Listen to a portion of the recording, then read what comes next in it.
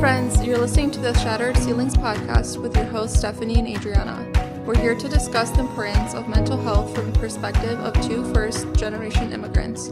Join in weekly as we dive into important topics such as relationships, parenting, and cultural barriers.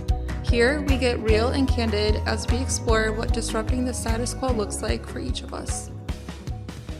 Hi friends, welcome back to Shattered Ceilings podcast. We're so excited to have you guys here with us for another week. Today we have a very special episode. We're excited to bring up this topic with you guys. In order to introduce the topic, I just want to mention we have recorded an episode previously on first gen entrepreneur, but from a male perspective. And we thought that it would definitely be cool to bring on a female entrepreneur. And I think Elena is the perfect person. So thank you so much for making time to come and sit with us today and have a chat. And we're excited to pick your brain on some topics. So I met Elena. Elena is the owner of two boutiques here in the Valley, Desert Day Boutique. And I love her boutique. Thank you. I shop there personally a lot. I like the selection that she has. I feel like what I see in your boutique, I don't see anywhere else. Thank you. And also I like that. I don't want to wear what everybody else is Right. I was Right. wondering where you shop, so I'm gonna go there now. I Now I recommend it. Yeah, I love. You can tell that Elena has a gift for fashion, and you can tell that she has just an awesome creative eye and also affordable prices. So Yeah, that's that's the goal. So I shop there a lot. And one day I was shopping and I saw Elena in the store, and we kind of struck up a conversation, and I could tell right away that she was the owner just because of the way you carried yourself. I remember the kind of customer service you were giving. I could just tell. I'm like, okay, like she's the boss. So we had like a short conversation, and we stumbled upon the topic of what it's like to be first generation Americans. Elena is a first generation American here. So that was a really cool conversation. And I remember going home talking to my husband about it, and he's like, you need to ask her to be on the show. So I did, and I'm glad you're on. So thank you so much, Elena. Thank you for having me. For coming with us today and hanging out. So in like a brief moment, go ahead and introduce yourself, not only to the audience, but also to us. We don't know much about you. Tell us a bit about your background, where you grew up, how you came to the States.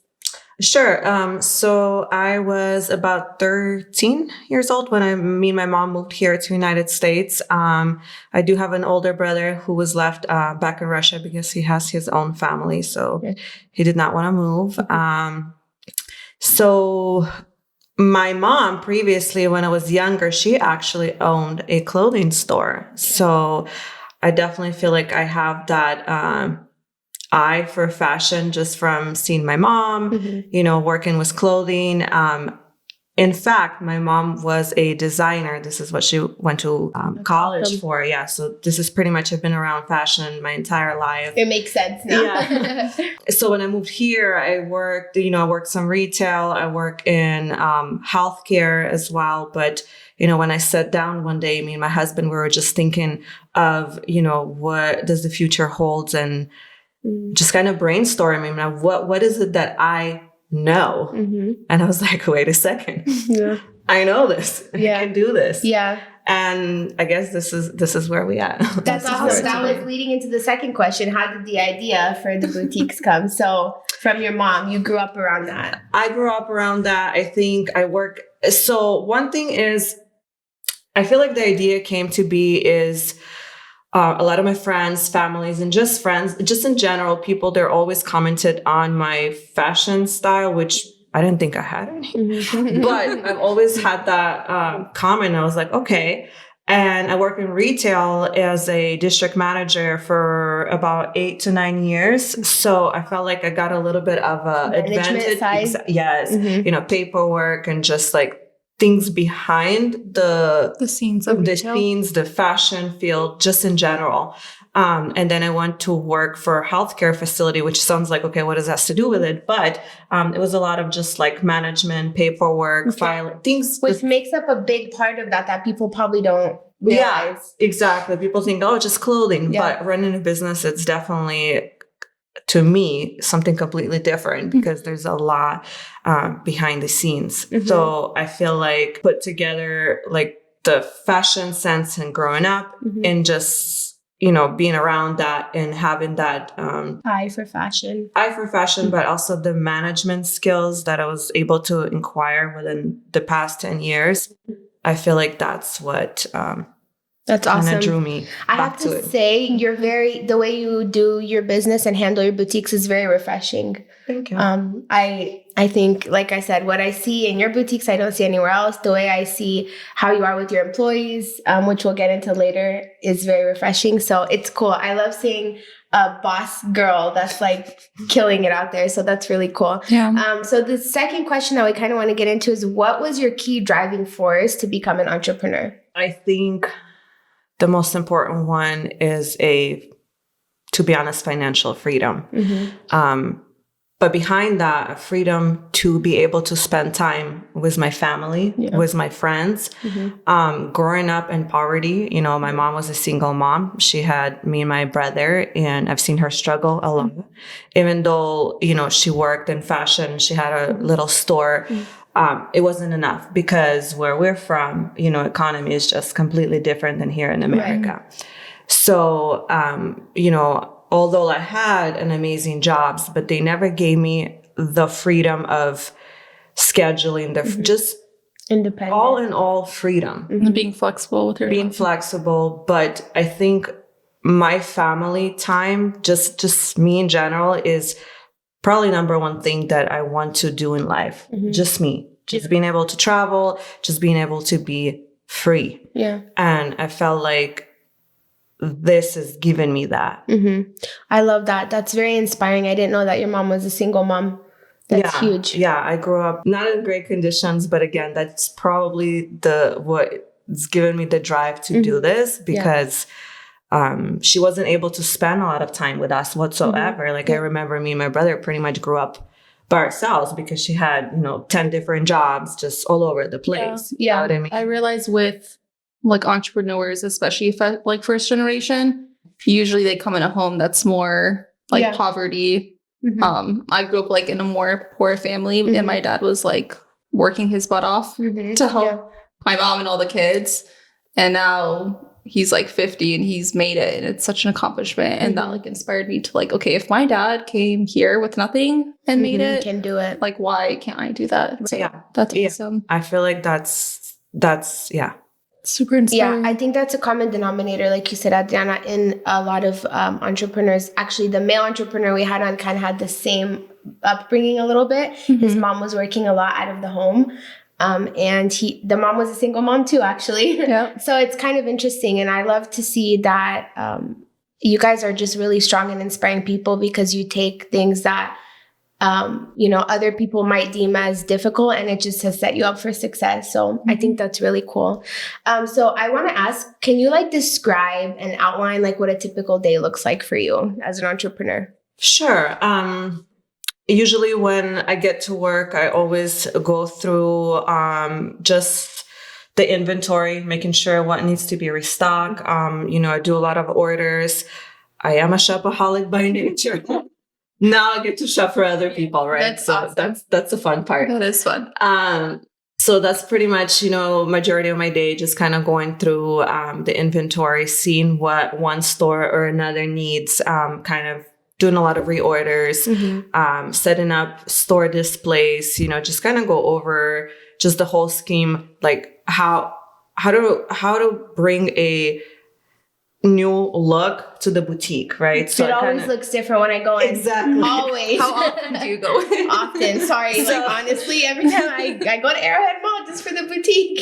So, fun trick that I do, everything is color coordinated in store. And so I love that. My husband loves that. He went in my closet and he's like, you need a color coordinated. Yeah. So that's kind of a little bit fun. But what it is majority of the time when a customer comes in, it's almost yes, we do get new arrivals Monday through Friday, but in the sense, pretty much everything is the same.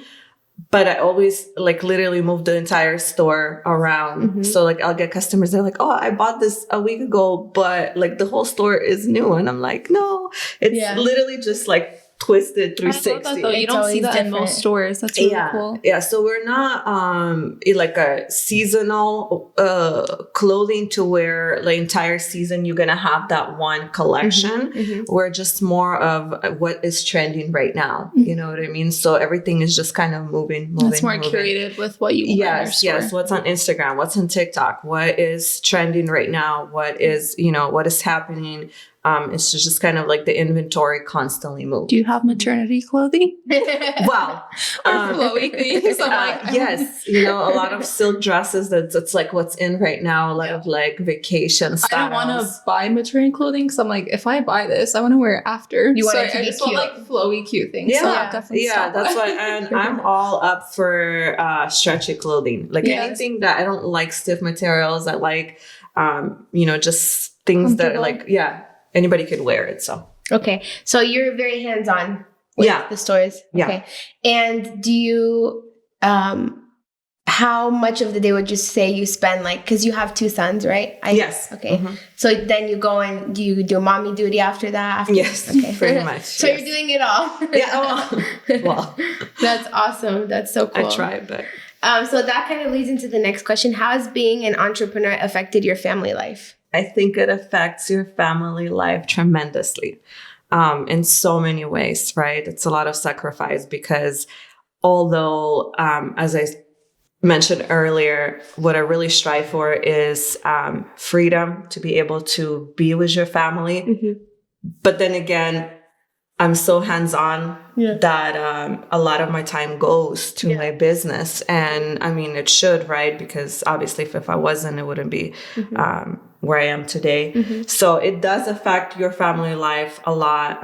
You do have to take a lot of, work trips or stay late or, but it's just all about balance, taking the time off, making sure that you're present for, the time that you're there with them. Yeah. And then also if they have any, any events going on, you're just there for them. And, but again, I feel like also I am in my 3rd year of running this business. So my ultimate goal is to, at some point in time, because we just came out of COVID, so it's been really hard in a sense, but I feel like maybe in the next couple of years, I would have that, independency to be able to spend a lot more time with my family than I am right now. Because in the way I am still starting out. I feel like 30 years is nothing. Yeah. It's like it's still the beginning. Yeah. So you started in 2020. 2021. Okay. Yeah. A year after COVID. Yeah. Yeah, So, you're brave. yeah. So I feel like right now I'm just like an autopilot where I'm trying to balance work and home. But, the goal is to just kind of. I see what you're saying. Delegate and kind of slowly step away. Yeah. Okay. Yeah, I see. So what do you feel like entrepreneurs need in terms of support from their family and friends in order to be successful? I think, wow. Okay. Honestly, if I didn't have the support from my husband and my family, I definitely would not be here today. I think my husband has been a tremendous support, financially, physically, mentally. That's so sweet. I mean, hands-on, just brainstorming, physically painting, doing whatever, any type of. Awesome. Yeah. Very good. I know as women, men, I mean, in general, we can do it on our own, but imagine how much harder it would. I mean, honestly, I feel like it would be borderline impossible. Right. Yeah. Especially with having 2 kids. Like I said, it's a lot of sacrifice. My husband, I feel like he put part of his life on hold for me to pursue my dream. Yeah. He really had to step away from his business and, take care of our little baby. Because, I was a stay-at-home mom previous to that. So he had to just pretty much jump in, 110%. Yeah. And if he wouldn't have done that, I don't know. That's amazing. It sounds like he really believes in you and in your vision. So that's really cool. I think, thank you. Yeah. And being on the same page is huge, I think. And like you said, I love that you brought that up, that yeah, as women, we are strong and we can do a lot, but it would be so much harder and yeah, almost impossible if you don't have a partner that's there to kind of pull alongside with you. But imagine, like, not even, I'm just thinking in general, like single mothers and whatnot. If you don't, because I've had employees that are like, hey, I really need a job. And I'm like, well, hop on in. But then, I see them like, hey, I don't have anybody to take care of my kids, or hey this, or hey that, and I could just see that, like, it's difficult torment in them. They don't have the family support, and it just breaks my heart, because it's like, yeah. Even if you want to move forward, it's hard if you don't have that support system. Except for anything. It could be like college, or it could just be anything really, but I feel like family support is, I know, it's everything. Yeah, especially with kids. It does take a village, I feel like. Yes. My mother-in-law, my mom, just in general. That's amazing. That's so great that you have such a good support system. So I want to ask, how would you define success, like in your terms? I'll circle back to what I said earlier. To me, being successful is being free. For me personally, being successful is to be able to spend time with my family. With that being said, financial freedom. That is, that's the goal. That's the goal, because in the life that we're living in this day and age, it's I agree with you. We talk about it. My husband says that a lot. Financial freedom. It's, you have to work very hard to get there, but I think that entrepreneur mindset of wanting to be financially free is kind of what pushes you along the way and is just like your driving force. So and it's unfortunate that it has to come down to that, but that's the reality of, if you're working 8 to 5 and you have 2 to 3 jobs to just being able to support your family, most likely you're not going to get to see them. And my biggest, achievement is my family.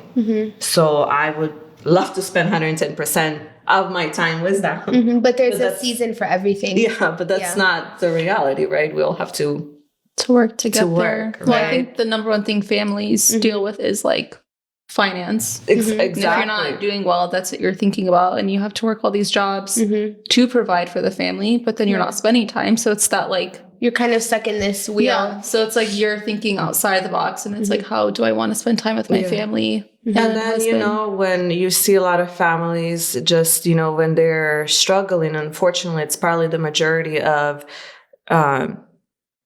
generation is there's arguments there, money is that's really like the root of every problem. Really. A lot of problems in families and whatnot. So I guess that's a really, like I said, that's my drive, and my definition of success is being able to spend time with my family. Yeah, and that's awesome. I think that you have like your priorities really well in line. So that's great. I think your family grounds you a lot too, right? Yeah, like I said, growing up was being like kind of on my own, because my brother was 10 years older than me. So I felt like he was my caretaker, because my mom was never home working. I feel that Right. Yeah, I can see that. Yeah. So going forward, do you believe that there is like a pattern or a formula to becoming a successful entrepreneur? And if so, like, what would you define that formula as? Obviously, consistency. But I also feel like you definitely could go ahead and this is a common mistake that I see people make, is that they go into something, they try it out, and they're clearly not successful. It's not working for them. Maybe that's not their niche. Maybe this is something they're not really familiar with, but they just jump in and it's not going anywhere. Yeah. But I see a lot of this mentality, don't quit, you could do it, and, you're going to succeed. I think that's a mistake. I feel like, you could go into something, and if it's not working for you, you're just going to have to cut it loose and move on. Yeah, that's awesome. So I think just finding, if you are going to go into building your own business from ground up or however, I think you need to find something that you are either good at could relate to, It works or for you. Yeah. that works for you. You know what I mean? You can't just be like, okay, well, I'm going to be a doctor tomorrow and never went to, like, it just doesn't work. You either, you know? I know what you mean. I have a follow-up question with that. Do you feel like people are born entrepreneurs, or you could really make someone an entrepreneur? I know that's kind of controversy. I always good question. talk to friends and family about that, and I like to see what people, especially when you're an entrepreneur, what your thought process is on that. I don't know if I was born or I was forced to think outside of the box and be like, what can I do to have a great future? Because I have a lot of friends and family, and they have a lot of opportunities to do something for themselves instead of working their 9 to 5, and they choose not to. Yeah, They're like too comfortable. Okay, maybe this is a really good question. Maybe it takes like a little bit of I don't know if I could say it in camp balls to just like jump. Yeah, take that like leap of faith. You have to be a risk taker to be an entrepreneur. I think just jump. And then, like I said, if it doesn't work out, it is what it is. You know, you just pull back, move on. But knowing that you have to switch it up if things don't work. Because like you said, a lot of people we talked about it also in the last episode about psychology behind the self-help industry, how people feel like I have to hustle. But if you haven't like taken the time to think, what am I hustling for? It might not be it for you. So that's huge. I think switching things up if you see that it's not working, and being consistent if you see that it is. It's just, and I mean, it almost seems like borderline impossible if you have a steady job, right? And you're living the life, but you always have the dream in the back of you. But the life is so stable. Why would you leave stability? Yeah, why? So it just has to be, you have to be one of those people that maybe has nothing to lose. Yeah. Or I'm not sure, but I've always been the type, me and my husband has always been the type of people that we just see any opportunity and we just like jump on it. Yeah. And then it's just like, oh, this is good. But then sometimes it's like, okay, that was not it. Yeah. But it's a learning curve. Yeah. But then it's just move on to the next. Yeah. You know what I mean? You have a great work ethic. That's awesome. Thank you. So do you feel that I wanted to talk about this. Do you feel that being a first generation immigrant has aided in your success as an entrepreneur? You kind of touched on it. Being forced to think outside of the box. Well, I'm not sure. I mean, like I mentioned earlier, I don't really have, when you especially like we live in Arizona, right? So we have a huge Hispanic community, and I see it a lot where Hispanic women, they, like I said, they follow each other. They're helping each other out. I'm not within the community. Like we don't have a large Russian community here in the States. So I don't feel like has anything to do with like where I'm from. Okay. You know what I mean? Do you see the opportunity in this country as opposed to growing up in Russia? Oh, yes, definitely. Yeah. Okay. Definitely. I feel like I have not been there in so long that I don't even know about what from. I hear like from my brother and my sister-in-law, they don't have a lot of opportunities because I was even, thinking of like maybe starting some type of business out there, maybe extending my stores out in Russia. And it seems like it's borderline impossible to start up a business over there because of the politics and the government. So I feel like in America, we have a lot more opportunities. So yes, in that sense, coming here and seeing the opportunity, taking it by the reins. Yeah. Yes. So we have a lot more variety of things we can do. So yeah, I think so. That's awesome. And do you feel like you got your work ethic from your mom at all? Seeing her be such a hard worker? I would say so. Well, my mom is on another level. That's another story. Yeah, another episode. You'll come back. No, my mom is just hardcore. I can't even.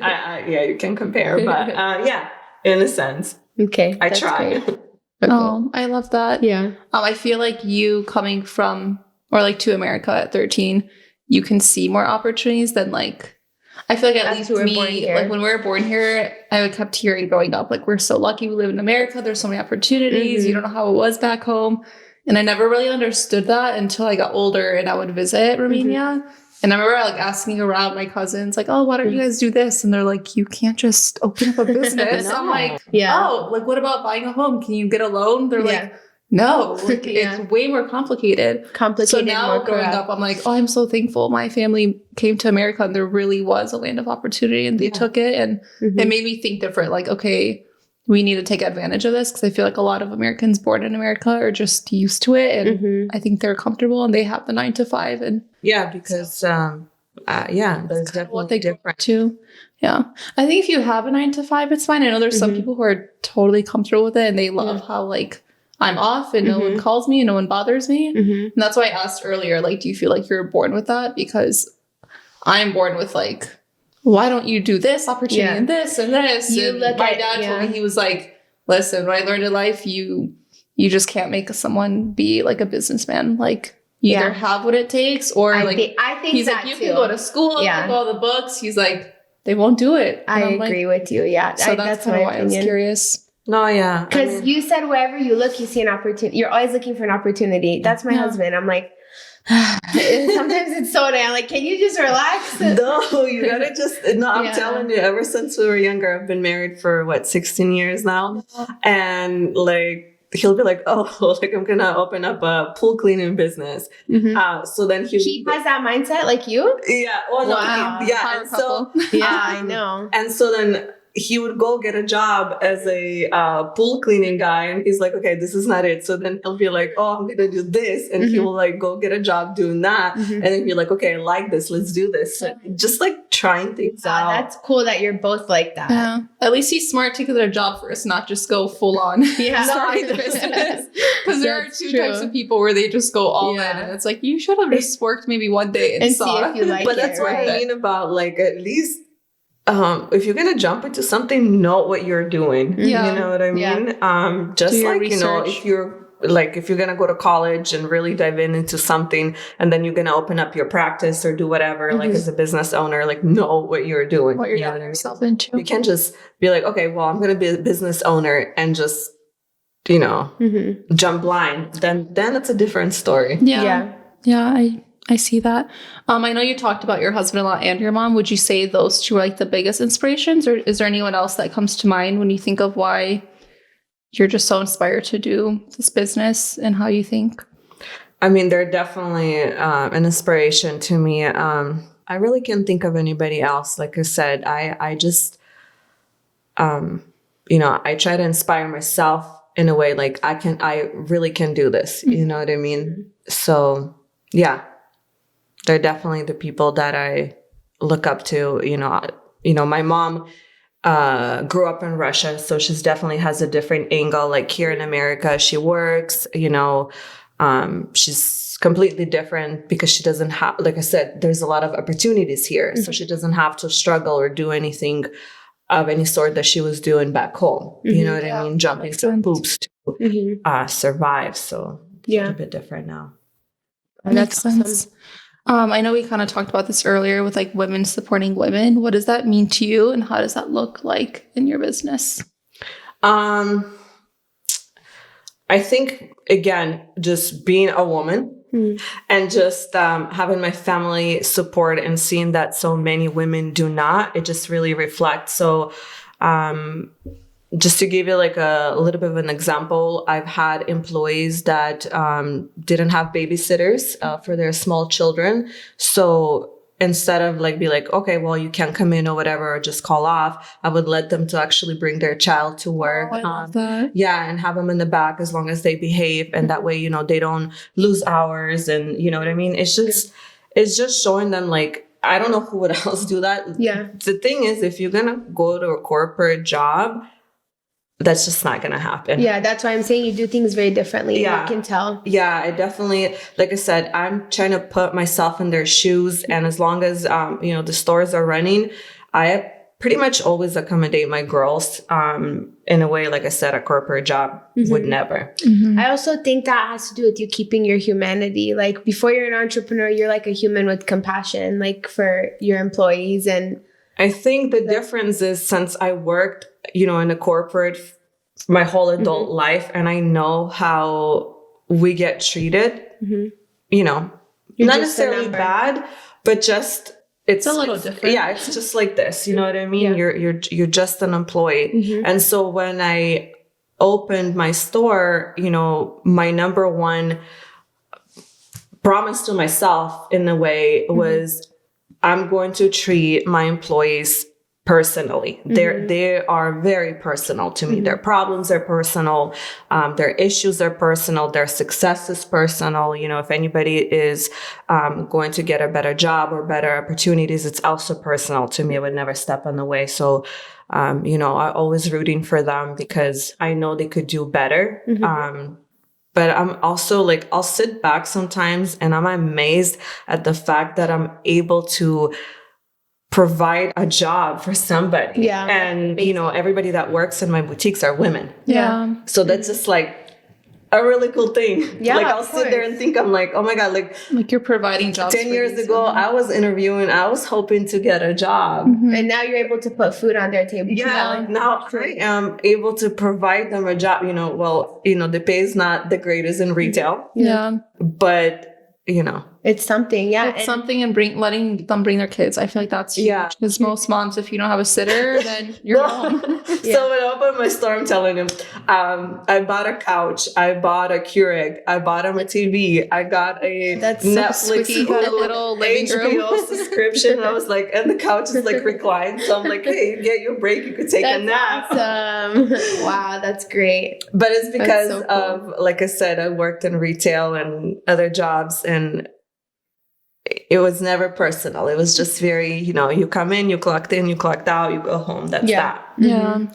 So I felt like, okay, like this is personal to me. Right. And you never know what role you're going to play in their life. Like in the future, if they look back, they'll probably always remember you and how you were in their story and the way that you were as a boss. So that's really cool. I think so.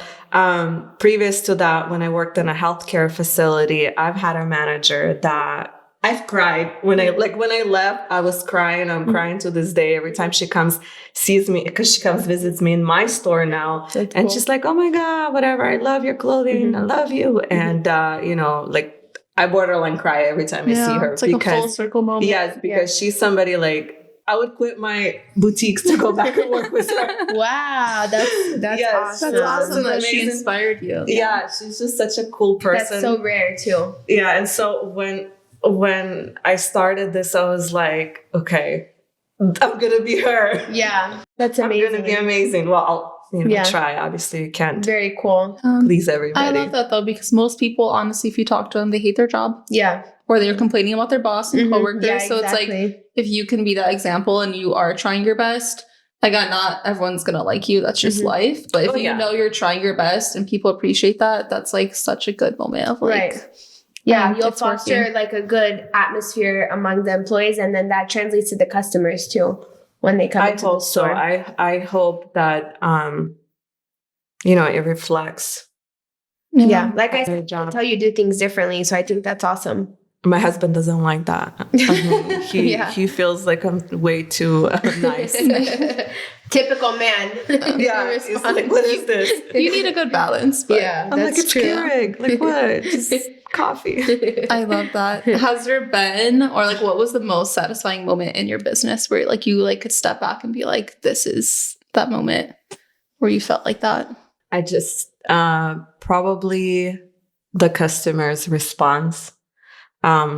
Because obviously, like when I come to work, usually like maybe you caught me in the good moment, but usually I look like Flustered. just like hair in the butt. Just I look crazy. Okay. Yeah, you were chilling. You were having a good day. Yeah, and so I'll pass by and I'll just like act. I'm working anyway. And when I hear the customers respond among each other, like them and their friends, they'll be like, "Oh my God, I love this store. Like I only come to the mall for the store. Oh my God, I love the prices. Oh my God, I love the clothing. On and on and on. Yeah. That is literally like, it puts a smile on my face every time, and I feel like that's the most rewarding.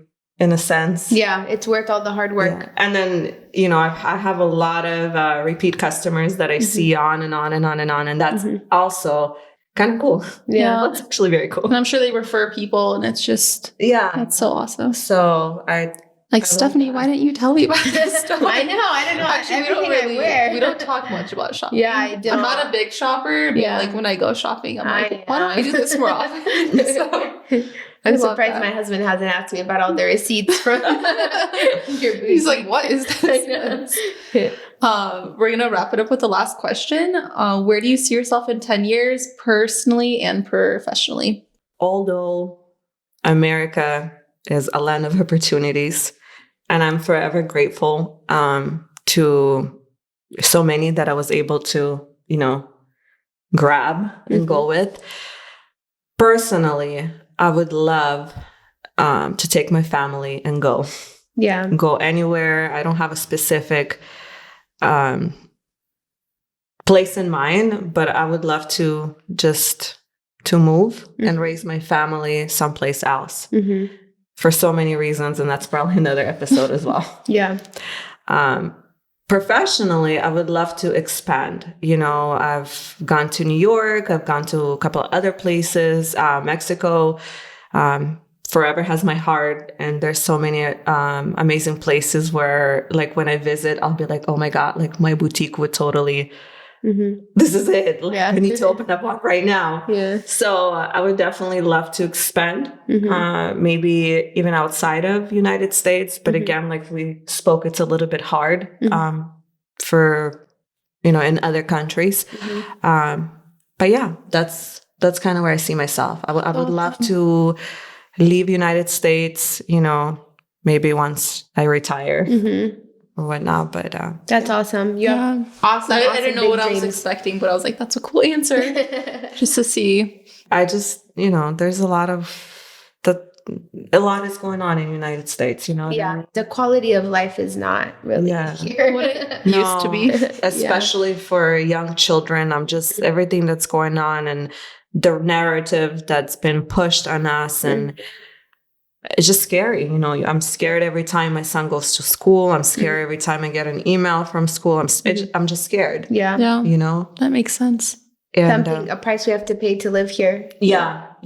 And so that's that. I feel like there's other amazing places out there where you could raise your family. But then again, when we talk about 10, 15 years down the road, my children will be grown, and they're probably going to make their own decision whether they want to follow dad and I or do their own thing or stay here and yeah that's awesome. I hope you're still in Phoenix. Please don't don't leave and go, because we'll definitely want to have you back on more episodes, and I'll still be at the boutique all the time. So I'm talking about like when I'm 50 and I'm like, okay, I'm done. Yeah. Thank you guys so much for joining us. Special thank you to Elena for joining us. We would love to have you back on again in the future if time permits. And it was just a wonderful episode. I love connecting with other women, strong women in the community. And thank you so much for just sharing your perspective and being so open. We really enjoyed our time with you.